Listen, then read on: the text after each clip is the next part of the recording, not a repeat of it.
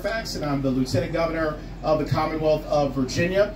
And it really is a special moment in our American history. And so we wanted to take the chance to be with this extraordinary and diverse and powerful and hopeful ticket.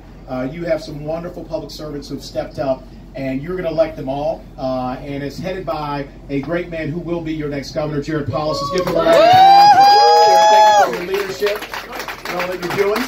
Also, I am very partial, and I'm the chair of the Democratic Lieutenant Governors Association. So I've been traveling all around the country supporting great Democratic LGs, and you have a phenomenal one here. She will be your next Lieutenant Governor, Diane Primavera. Let's get on that. Thank you for your leadership.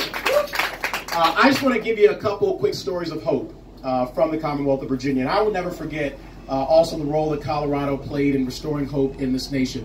When a great president, Barack Obama, accepted the nomination for president right here in Colorado, you sent out a message and a signal of hope to America and to the world.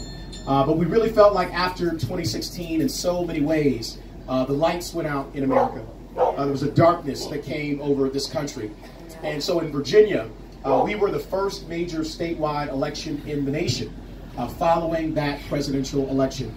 And people were scared. They were fearful. They didn't know if we were going to continue to go down a dark political road. But because we had so many people who invested, who came to Virginia, even after Charlottesville, one of the most hateful scenes that our nation has ever seen, we responded, and we too sent out a message of hope.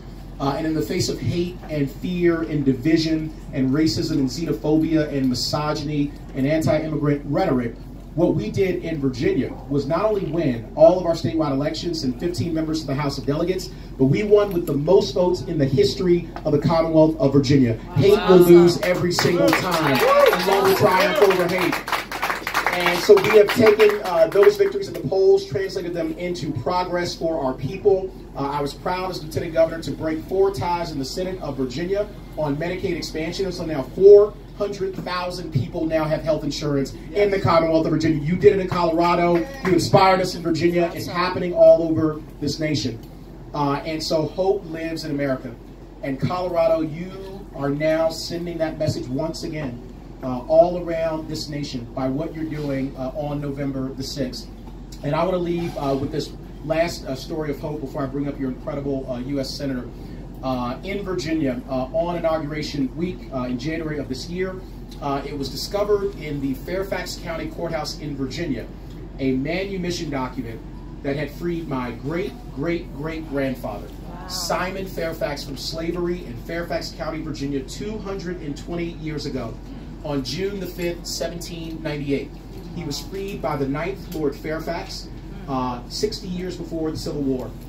And so my father got a copy of that document 2 days before our inauguration. He gave a copy of it to me 20 minutes before I walked down the steps of the Capitol of the Confederacy to take the oath of office as the 41st Lieutenant Governor of the Commonwealth of Virginia. And so 220 years later, if Simon Fairfax's great-great-great-grandson can be sworn in as the number 2 in command of the very same state where he had been enslaved, everything is possible in America. Colorado, send that message of hope. Once again, we love you. Thank you for what you do.